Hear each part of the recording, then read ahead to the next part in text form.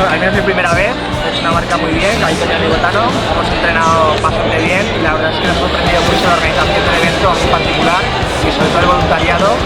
ha estado creo que excelente. ¿Cómo lo ves tú? Yo como lo he visto es que hay un auténtico ambientazo, que año tras año esto se va superando y cada vez está mejor organizado y la verdad es que nos ha encantado hacer la